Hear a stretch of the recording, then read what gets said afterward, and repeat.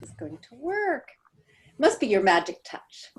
So welcome to the ZEST Your Life book study webinar.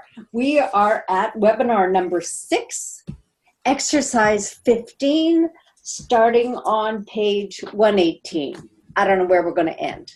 Okay. This module is quite interesting because we're going to start with exercise number 15, your greatest masks. Now, what's really interesting about this is this whole adventure that I've been on with what you know as Zest Your Life, that's become my branding, and all of that. All of it started with masks. And I had talked about masks at a women's session I was participating in, not even sharing. And someone said to me, if you did a workshop on that, I'd be really interested. Right. And then I got together with a friend of mine who's a very wise woman. And she said, so tell me about what you're doing. And I said, well, we're going to have the emotional mask, the mind-body mask, and we're going to go through all. And she said, really? I said, yeah, we're going to look at good masks and bad masks. And she said, I've never seen a good mask. This is except at Halloween, or made some joke. And I went, epiphany. It was so true. And that turned everything around for me to have deeper research that I did into masks and a deeper understanding of the masks that we wear and why we put them on, sometimes deliberately and sometimes not so deliberate. So it took me down this whole path of research and exploration that has really evolved and permeated everything that I do. And at the time, there wasn't so much talk about your authentic self, your authentic self. We hear that all the time now. That's what I'm talking about. Your authentic self doesn't wear a mask. And I talk about that in a book, you know. A newborn child just does what they do. They're not wearing a mask, but if you're hanging around with little ones, it doesn't take you very long before you start to see the hand that the image makers have had at them, shaping them and forming them. And let's face it, it's our responsibility to have them, you know, civilized and eating properly and following whatever works well in your house. Right. But the masks, and I'm going to be sharing the detail of my own personal mask once we get into this. It's a whole interesting thing. This is not the mask that is posted in the book. The mask that is posted in the book was given to me to use by permission, the photographs from a very good friend of mine who went through the same process to go through her mask as mine. So her description of her mask that's in the book is quite different from mine. And then when we pull off the mask, we find our gifts. So we're going to go in and explore your gifts, see what we've got in there. We're going to look at the joy of storytelling because the human brain is wired for story. If you don't give us a good story, we make one up about you. And then exercise 18 is a very brief exercise because you're writing a contract with yourself. And at the conclusion of every part, we have the zesters. So this will take us all the way through part 2. We're getting there. We have 32 exercises. I checked today. We are more than halfway through the book. Wow. Okay. So we are making great strides. Are we ready? Yes, we are. Okay. So this exercise, the whole purpose of this exercise is to be able to engage your emotional maturity. And that means taking a look at the greatest, saddest story of your life and using only the facts. Because we tend to tell a story, and especially if it's a painful story, we'll carry in a lot of our emotion, a lot of our baggage, a lot of the perspective and the psychology we had at the moment the story impacted us, the moment that that happened. And that's why we remember it so well, is because it has all that emotional attachment to it. If it has no emotional attachment, we may not even remember it, which is sometimes happens when you have a story with someone else. Now, I put great emotional attachment on conversation that I have someone, and someone else has no emotional attachment to it. I know someone who was mad at their grandson for 3 years and didn't talk to him, or rather he didn't talk to his grandmother for 3 years. She didn't even know he was mad at her because she made some remark to him that insulted him. He took offense, didn't talk to his grandmother for 3 years. She just said, haven't heard from him lately. He must be busy. Obviously, her rude remark didn't have any emotional attachment to her. So when we take a look, my body temp is fluctuating today. It's everywhere. So can you go back and think about the greatest, saddest story in your life? Yeah. Yeah, so you don't have to tell it. And when you tell it even to yourself, can you tell it just using the facts?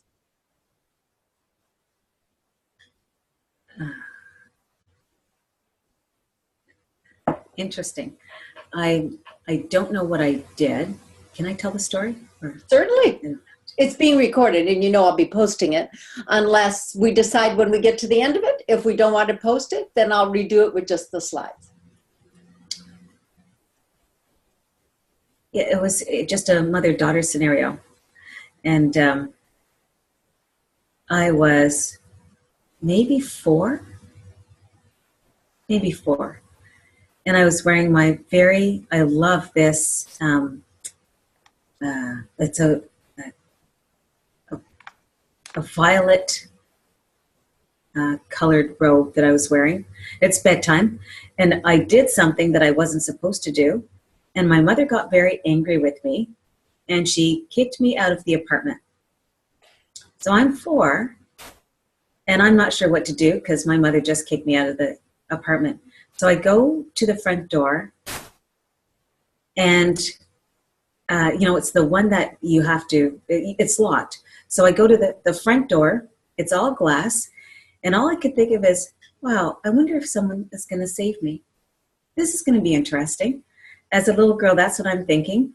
Not, oh my gosh, I wish I could go back. Just, I wonder if someone will save me. Ultimately, my mother came to the front door, upset that I would even walk that far, and so I got into trouble again. That was the saddest moment that I walked out, that I was kicked out at 4. Mm-hmm. Thinking, wow, life, not about life being short, but what's a parental relationship like?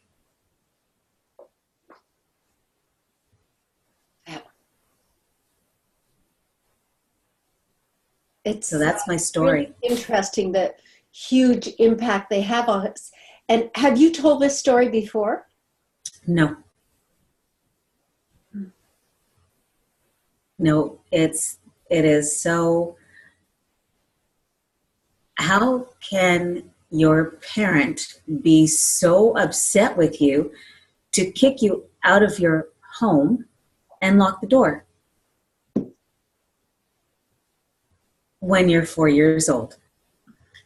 Do you remember turning around and trying to get back in and the door was locked? I heard her lock the door. Oh. Yeah.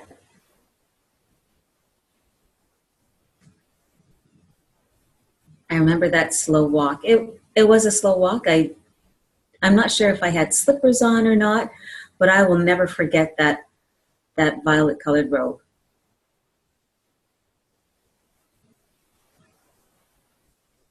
Did you ever wear that color again? I did. It was a long time before I wore that color again. But when I did, I have to say, I had an outfit. It was violet, and I loved it. It said so much to me. It's, you are here, you are now, you are safe. Nice. And so, grade 8? Anyway. It's interesting, isn't it? Because it's loaded. That violet outfit, that violet color was loaded with emotion. And you were able to take it because of even the emotional maturity you had in grade 8 to turn it around and make it a strength. Yeah. And that's what I'm talking about in emotional maturity, is to look back at something that's happened and to be able to see it from the point of view that you have now. Did you never talk to your mother about that? Nope. Did she ever do it again? No. Probably scared the hell out of herself.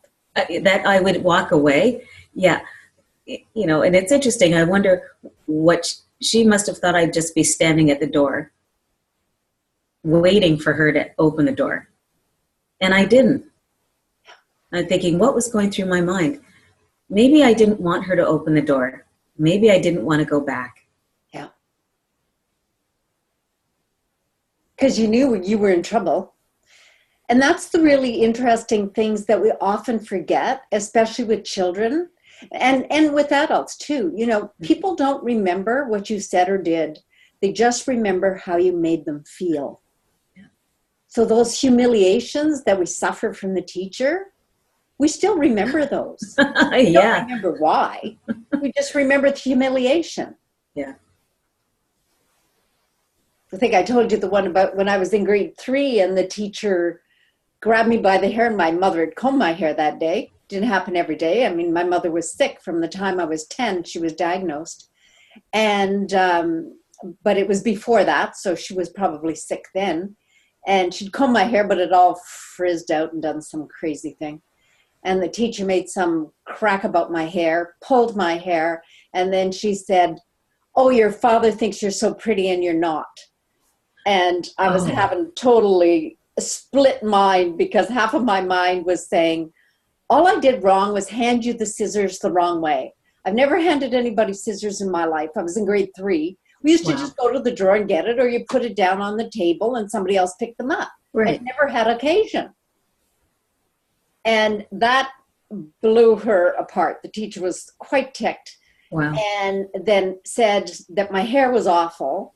And then said, your father thinks you're so pretty, but you're not. And all I could think was, all I did was put the scissors in wrong. And oh my God, my father thinks I'm pretty. I didn't know. Because he never, ever said that to me. Never. Yeah, it was pretty funny what goes on in a kid's mind, because you're thinking, I'm not going back and I have a plan. Yeah. I want to start walking and it's in the opposite direction. Yeah. I love it. I'm glad the teacher pulled my hair, because now I know something I didn't know before. Yeah. It was like, yeah, I was trying to, I can't smile. She just gave it to me. She'd have been really mad. But I'm sure I had a big grin under that mop of hair that was hanging down over my face. It's really interesting, the masks that we wear, and the stories that we tell often have a lot of emotion to them. And the first time you tell it may be very emotional and you're crying and you're upset, or somebody else is telling you the story and it's loaded with all the tears. You could hardly understand what they're saying. Yeah. But then as you hear the story again and again, and they laser it down to the important pieces, they may still get emotional about it. Lisa Nichols, certainly, when she talks about her path and having no money for her son's diapers, and you can tell it's poignant, but it's not eviscerating anymore.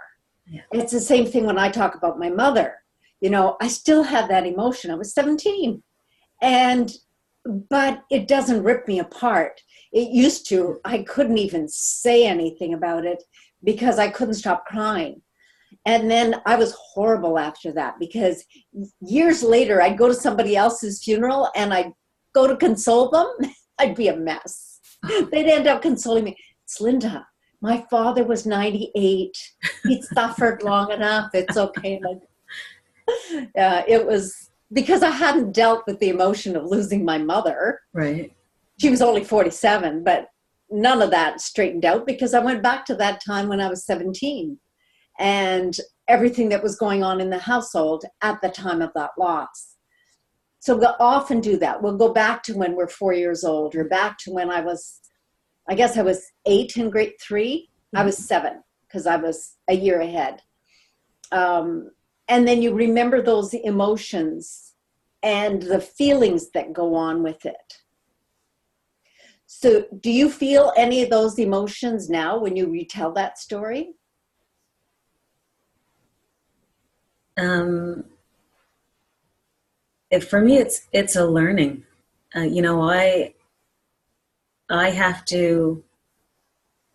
need to have chosen to forgive my mother. I don't think I could ever do that to my daughter. Yeah. So it's just disappointed in not being able to have a real relationship with my mother, because she laid it out. When she kicked me out, that's the way it goes. Yeah, there's no coming back from that. No. And we often, make mistakes that we can't come back from. But once we have that insight, you made sure you didn't make the same mistakes with your daughter. Yeah. And you make sure that mistake doesn't get carried on.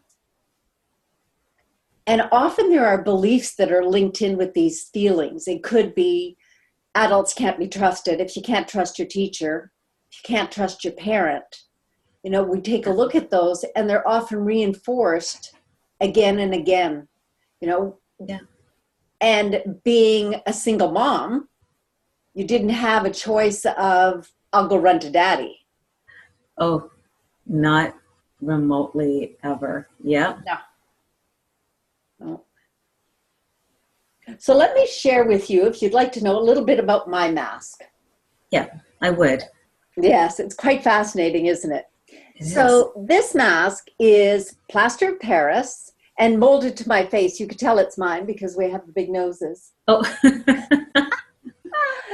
And you could tell this was done in the year 2001 when I first started my shamanic training. This was in my first year. Okay. And they have, and there's pieces that I talk about in the book about this, as you know. But when you take a look at, the exact perfection I was going for, that preciseness, the eyebrows perfect, because I'm obsessed about my eyebrows. Exactly. Some things don't change. I'm a specialist to do that. And the preciseness of the lines and the paintings and the colors and the color oranges on there and the color purple. But I tried to calm it down because I did this. I was in a bit of a trance. So calming it down with some pink, like let's see if we can make it a little prettier. And then the pink lips. The birch bark represents that I like the outdoors. Right. I have a green feather because I really love the birds. But check out the hair. I know. Sandpaper for hair. Tough, sharp, tough. You're not going to mess with me. Right. I'm a, what was it they said? I'm a do-gooder and I project ruthlessness. And a good example of that is one of the teachers, Smarty Pants, sent this kid over to see me, a young man, a kid. He was like 19. And we would go away for a week of camping and ceremony and teaching. And the kid walks up to me and said, oh, the teacher sent me over to ask you about ruthlessness. Oh, okay. I said, what? And exactly why would I teach you anything about ruthlessness? What's in it for me? And of course, there's other people standing around that are getting the joke, okay? And he goes, I don't know. She didn't say. I said, you came empty-handed. And you want me to teach you? And he just backed up and he left. And of course, everybody just shrugged and went, lesson 1, I don't think he got it. And I'm sure he went back to the teacher and she explained to him, that was your first lesson in ruthlessness. Be careful when you approach someone who projects ruthlessness. Oh, yeah. Because it was a projection of ruthlessness. Because my character style was rigid. That's what that is. That's rigid. Okay. In the lines. You don't go out of the lines. Yeah. Very rigid, stuck in only one way of doing it. But as long as I projected ruthlessness, I could protect myself. Who's going to hurt me? I am mean mother. I never bring a knife to a gunfight. You know the meaning. And then the interesting thing is, they had us go on the inside, and you had to draw the inside of your mask.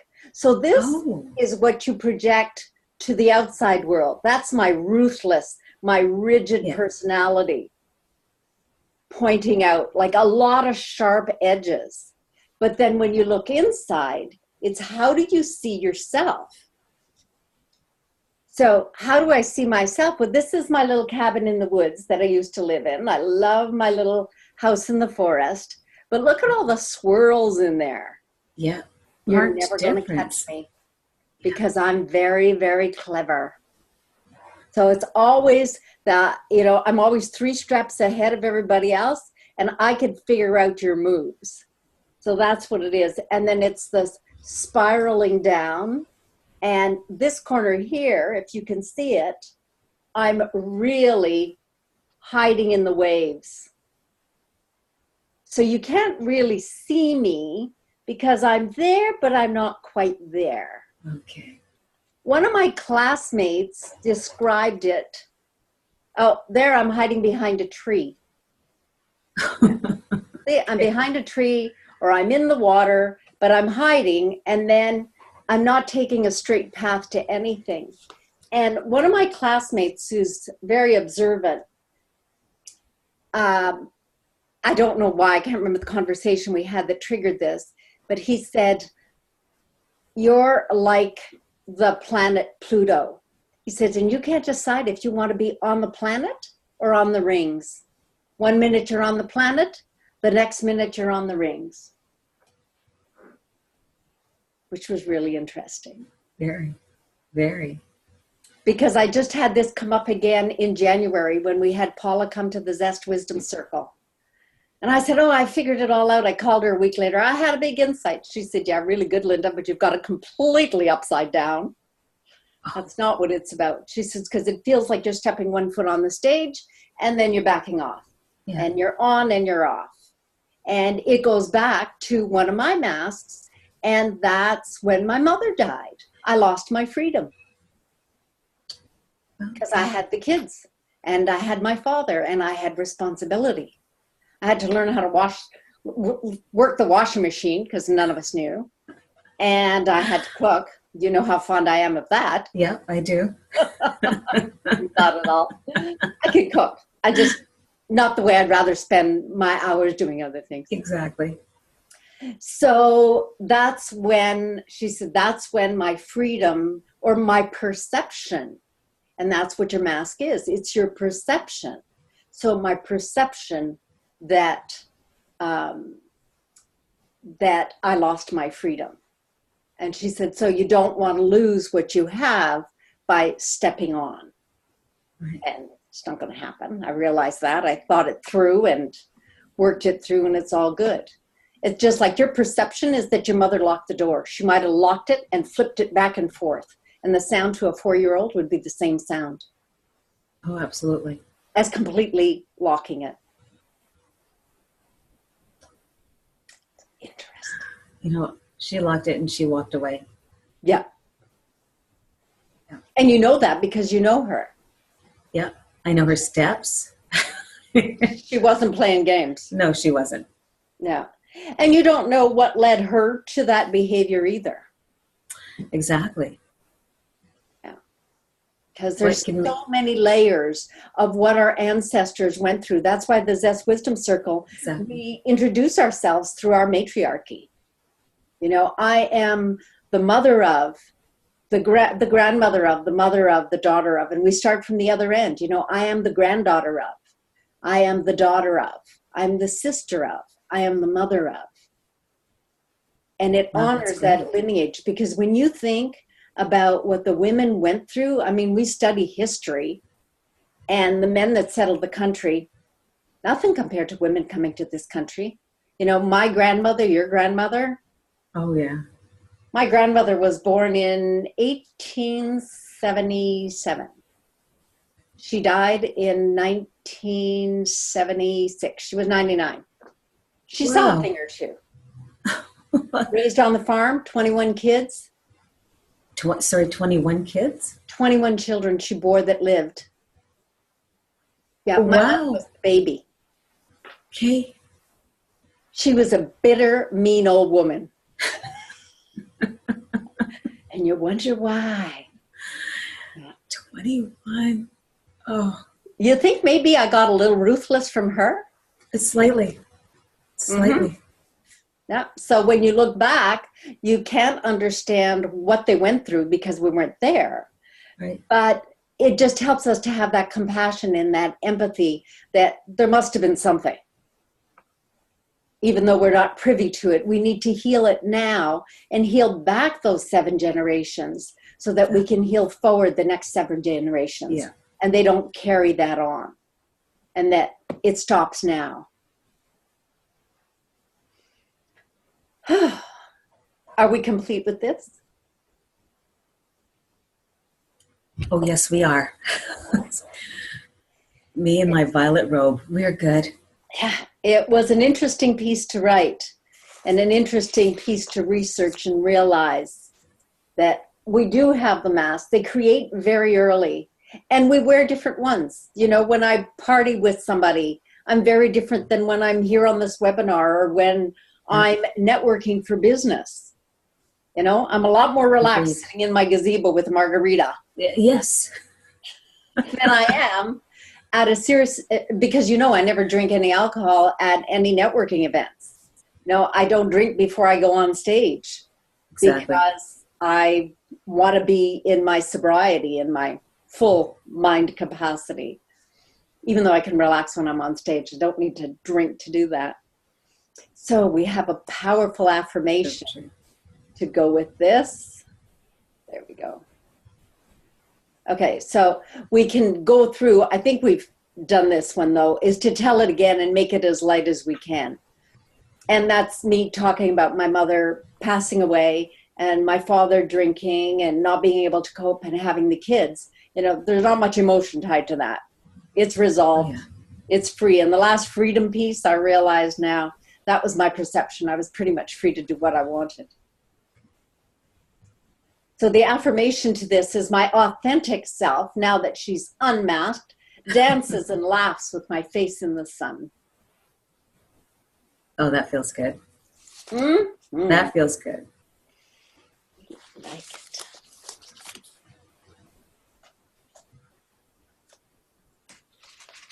Whoops. Wrong button. There we go. Oh, it completely... Okay, there we go. That's where we belong. Why am I doing this? Why is this? I'm out of slides. Oh, how strange. Okay. Well, exercise 16. We'll do this. We can do that. Because we know what exercise 16 is. I just didn't put together slides that far ahead. So exercise 16 is to talk about your gifts. So it's 5 or more. And you know I love ending on a good note. So this is 5 or more skills, talents, or gifts that you can share with others. Wow. Interesting. I will ask, what is the definition of gift? It's anything that you could share with somebody else. And it's whatever your perception is. Interesting. Okay. Let me get out my paper. Mm-hmm. Okay, so just 5 or more. Okay. I have a gift to teach. Yes. I was going to say the gift of a good time. That's true.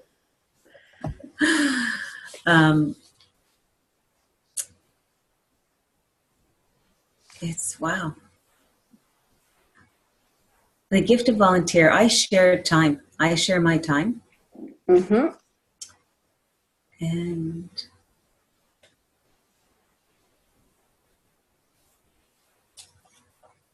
wow, I wish I had.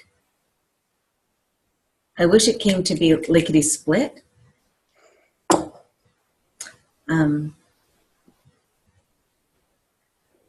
So the big advantage of doing these exercises with somebody else is that they can share their perception of your gifts, because I see your gifts and I can see your gifts in places that you may not see your gifts. It's that commitment to never ever close the door, not on your daughter, not on anybody, Jacqueline. You never close the door on anybody. No. Never ever. Because it's the right thing to keep the door open. Unless it harms you. It's not always. It could be to your own detriment sometimes. Yes. I lived through those. Uh-huh. And now you know why. When you trace back, you can take a look and realize that there's a pattern, and that pattern and that image maker was established in you very, very early on. Yeah. I love when you say that image maker. Yeah. Mm-hmm. And so now that you know that and you know where it comes from, you can give yourself permission to say, no, I'm good. I've got to close the door on that one. Yeah.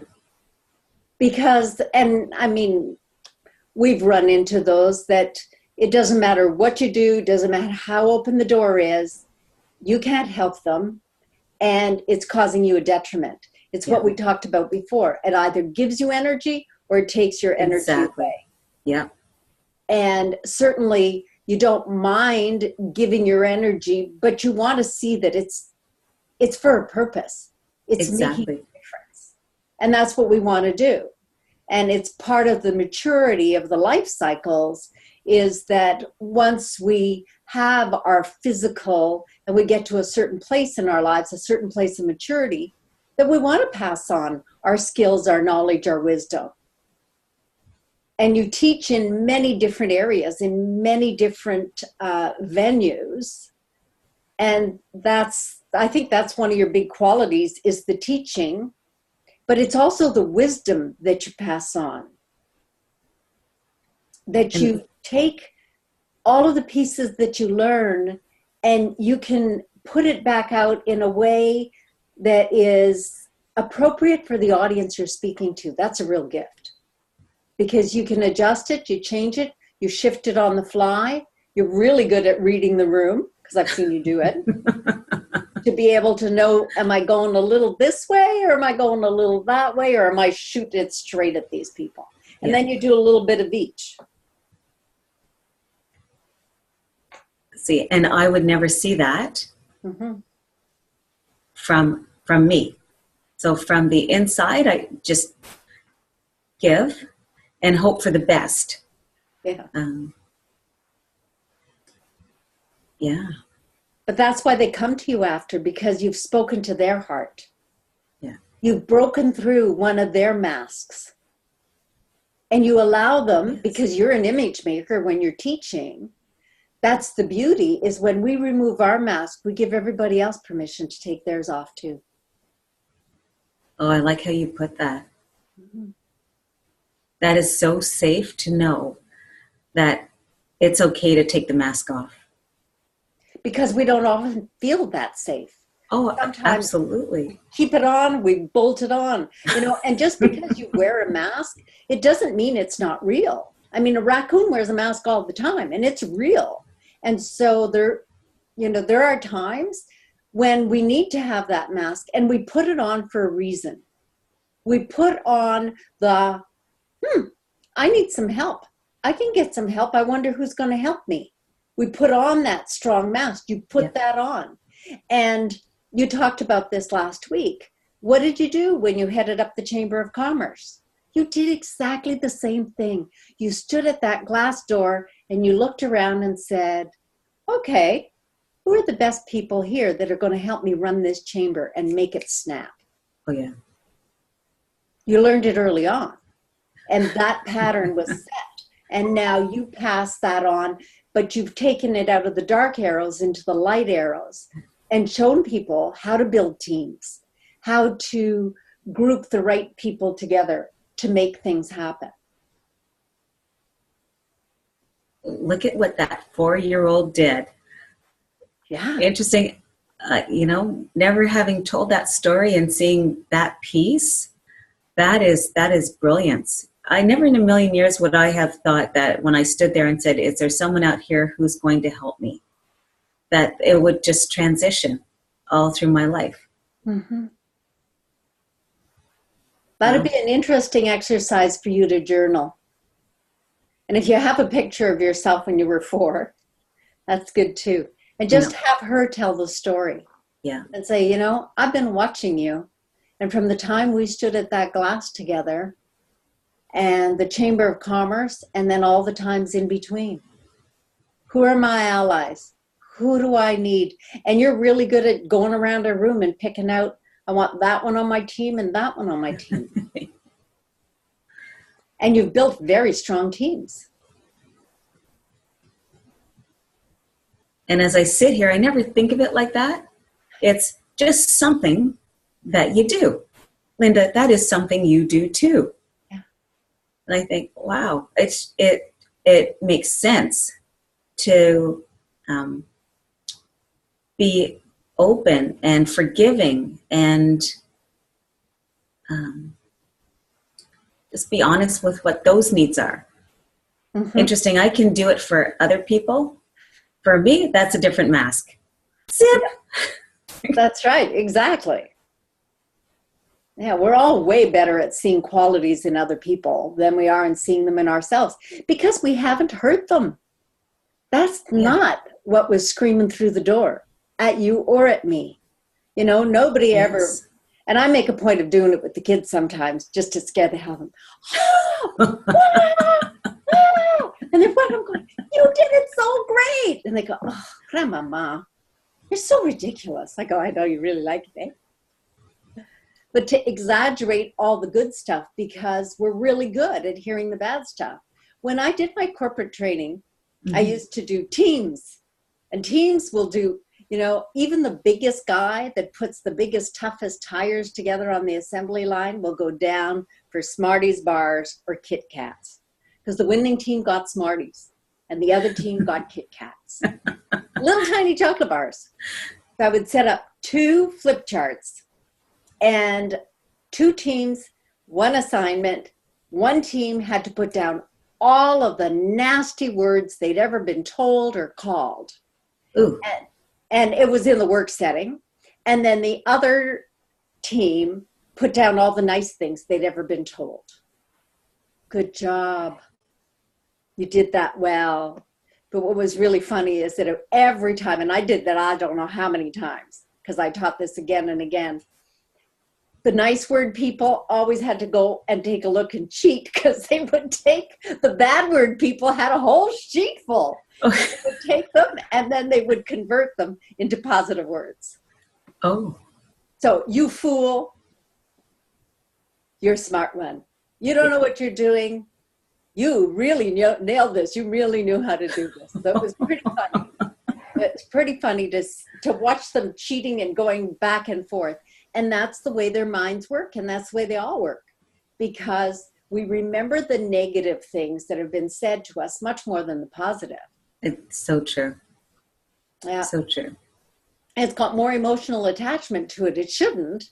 When somebody says something nice to you, it should have more emotional attachment, but it doesn't always. So it's a really good exercise. That's the meditation I do every morning my gratitudes are 3 things I'm grateful for in my life, 3 things I'm grateful for in my business, and 3 things I'm grateful for about myself. And the self piece, I was stuck on it. Took me a while. Okay. Yeah. To really be grateful about 3 things you're grateful about yourself. You're really good at being a friend. You're really good at being there when people need your help. You're really good at teaching. You're really good at disarming and giving people permission to take their masks off. Yeah. That's why people all crowd around you after you speak. I want to ask you questions and talk to you. What about this? What about that? It's good fun. So I keep wanting to put the affirmation up, but it's not there. And the affirmation that goes with this is, I am grateful that I have gifts to share. Because even though we forget them, Other people haven't. yeah. Yeah. So the next piece is about stories. And, all families, we have our storytellers that will tell the same stories over and over again. And sometimes they're good stories that we repeat, and sometimes they're not. So when we had that circle of concern, and when we had that chart, the matrix, where we had the concerns and circles of influence, and then we had the fears, you make a list of the stories you tell yourself about how your life is this way and why it is this way, because they'll contain your problems and your worries and your concerns. Around the time that I was writing this, I was watching Rosie O'Donnell. I don't know if she had her own show for a while, but I remember flipping it on while I was having lunch, or she was being interviewed, and she was telling a story about how she always referred to herself as an orphan. My mother died when I was 6 or whatever it was, and I was an orphan and left homeless, or it made it sound like she was all alone in the world. And then she's telling the story, and she said, and then I got my new girlfriend, and she pointed out to me, you realize that's the story that you wear. So essentially the mask of being the orphan. She said, because your mother died, but you still had your father, you had your grandparents, you still had a home, you still had your siblings, whatever it was. She'd walk through it and said, you lost one, but you were not an orphan. Right. But she had worn that label, that victim label of, I'm an orphan. And the stories that we tell about our life often has a lot of hidden meaning in it, or it has a lot of juicy stuff. It's the wisdom circle we were talking about last month was about sexual freedom. Well, if you give me your sexual history, I know pretty much about your life. I know when it started. I know the last time it happened. I know when it happened with violence. I know when it happened with tenderness.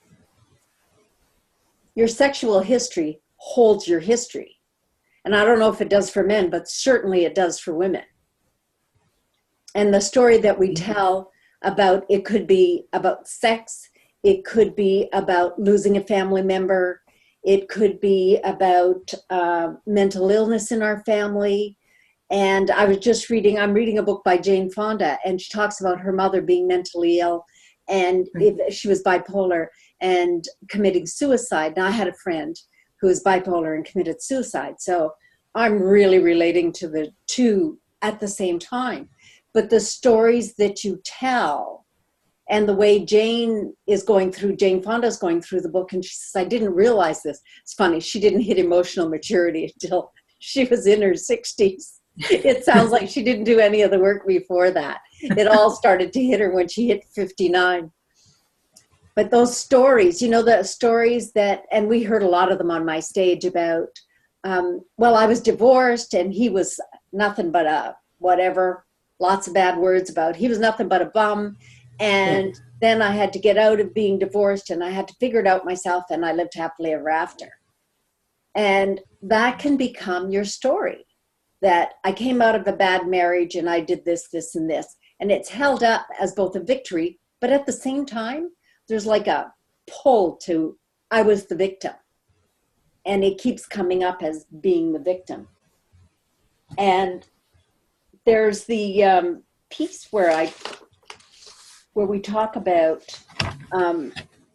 what you could have done to pull out the blank for each mask. So when we relate this to the mask, it's I could have what? But I didn't. I could have turned around and knocked on that door and asked Mommy to open it. I'm sorry. But I went to the front door instead. Yeah. Yeah, I could have done something or not done something, more like it in my case. If I wouldn't have done it, life would have been different. So we need to think about those. I could have, I should have, and I would have. And we talked about this a little bit last week, talking about Joel Olston, the Reverend out of Texas, out of Houston, that says, and I'll be going to the church, that says, whenever you say I am, it follows you. So I am tired or I am happy, it follows you. And that's where I got this idea to say, I could have done blah and blah, but I could have done less, but I wanted to exceed. I could have done less, but it wasn't in me. I could have done more, but I was too tired. And then I also add in there, I should have, because without, I could have, I should have, I would have. Right. So I should have done. And whenever I hear I should, to me, it carries guilt. Because if you carry the word should, then if it's I should, what happens if I don't do it? Yeah. Then I'm guilty that I didn't do it. And I feel guilty. And the coulds, I could have, is past tense. So that's the, I could have, but I didn't. That's regrets. And then the guilt about what I should do in the future. And then, and what I would have done had I known differently. And that one goes both ways. That one could be, oh, I would have done this had I known, but I didn't. And I would do it differently now. So you could look at the past and turn it around into the lesson. It's an interesting little. Woulda, coulda, shoulda. Yeah. Woulda, coulda, shoulda. And the really important piece about that exercise is to really anchor in. And the affirmation is, I am aware and in tune with how I feel. And it's with how I feel. And often, I had a friend, I'd say, how are you? She'd say, medium. It's like, what the hell's medium? I'm going, medium. Yeah, that about describes it. And she was happy living a medium life. And maybe that's what turned me around to decide, I don't want a medium life. Yeah. Medium's just not going to cut it for me. I want more than medium, much more than medium. And I must admit, some days my life may look medium. But it's not my feeling. My feeling isn't that I'm feeling medium. I'm aware of what I'm feeling. Yeah. That's really important. So often we're not aware of it. Don't we just flip through and just do the woulda, coulda, shoulda?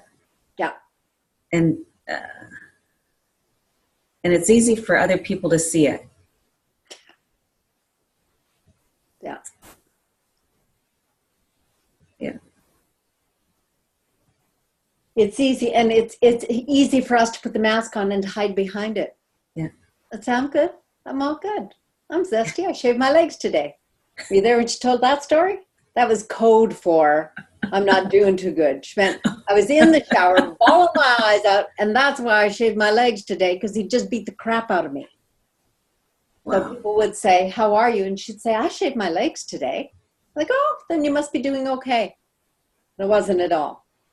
My code word that I discovered talking to my daughter was, she said, how are you? I said, oh, I'm good. I'm really good. She said, you're so not good. And I said, no, I'm not good at all. How did you know? She says, because every time you say, I'm good, I'm really good, I know you are totally not having a good day. And of course, being so connected, those are the days she would call me, what's the matter, Mom? Writing a book's a little painful, eh, Jacqueline? Yeah. Yeah. A bit. A bit.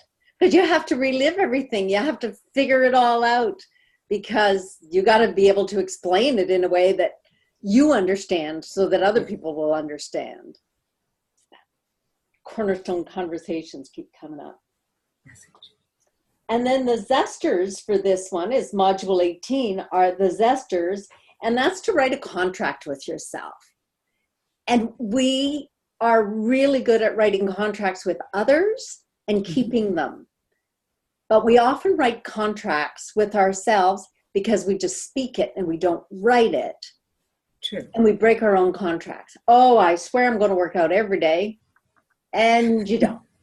Oh, yeah, this is it, man. This is it. I am going to do that, whatever, 100,000, felt like 100,000, 10,000 steps a day. That didn't work too good. So we make a lot of those commitments and we don't keep them. So it's nice to be able to make a contract with yourself that you can keep, because I believe that everybody that writes this one down can keep it. It says, every day I love myself.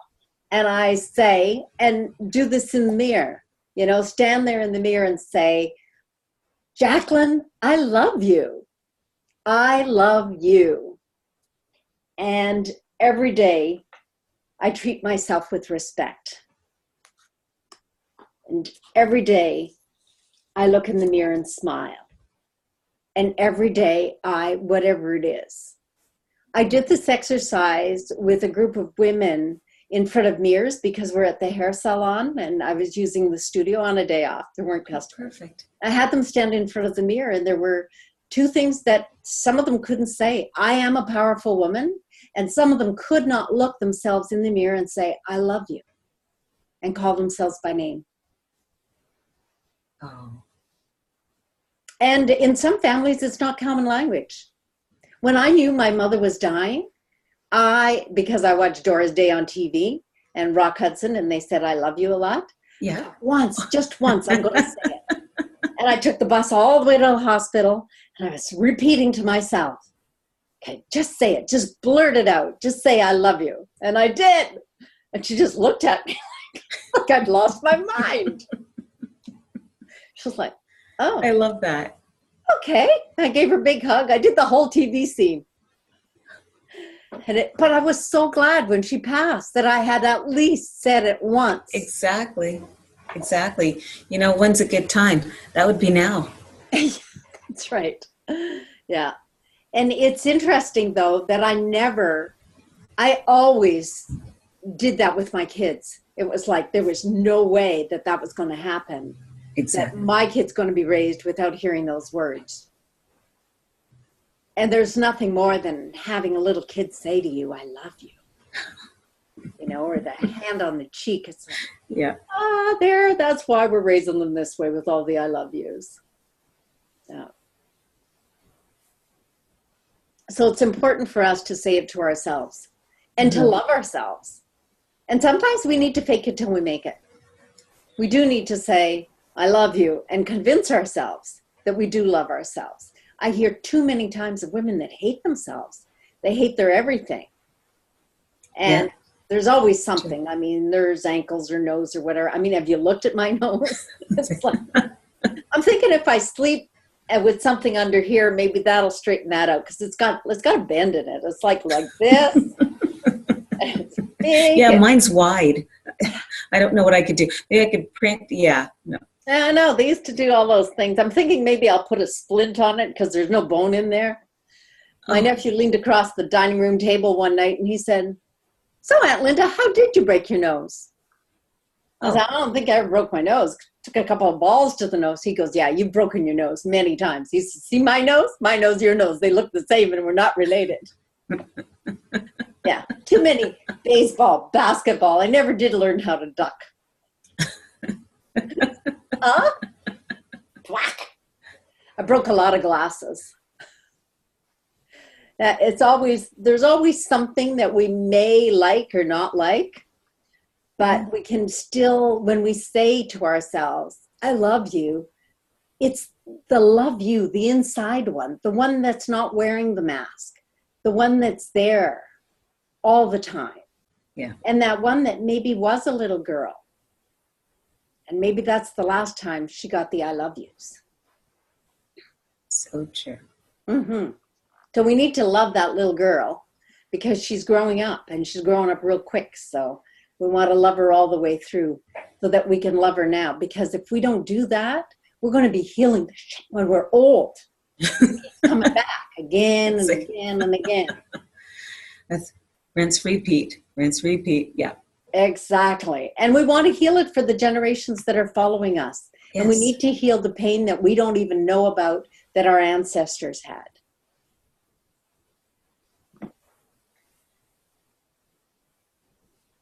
And so that's part of doing the zesters. So 3 things. This is the call to action. Okay. 3 things or 1 thing. I love my wow. Within 1 week, what are 1, 2, or 3 things that you can do within 1 week that will move you closer to knowing what your gifts are. So if we'll do a review, to know what your masks are and be aware if you slap one on. And be aware of the mask, be aware of when and how you wear it, and if you still need it. Maybe you don't need it anymore. Maybe you could say it no longer serves me. I don't need that. I can stand in my power and say, that felt a bit rude. I'm sorry, but I don't like the way you're talking to me. Yeah. And that's being authentic. And often in ways that people don't even realize that maybe they were a little sharper. Oh, I didn't mean it that way. So taking a look at our masks, seeing what they are, identifying them, seeing if we're done with them. We put them on for a reason. If that reason no longer valid or the belief's no longer valid, we can get rid of them.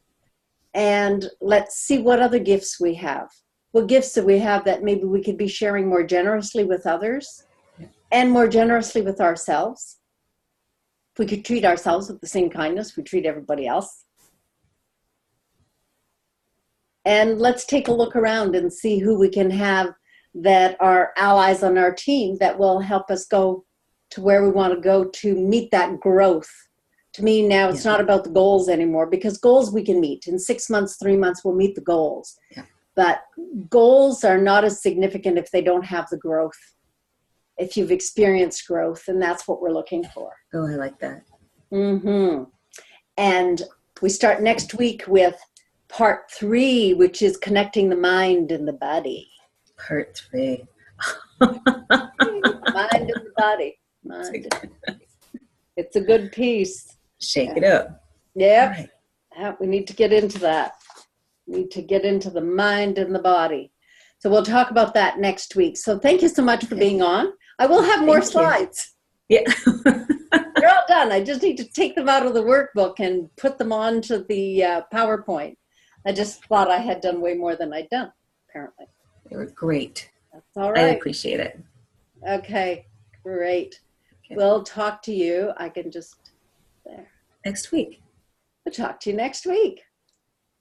Bye-bye. Bye.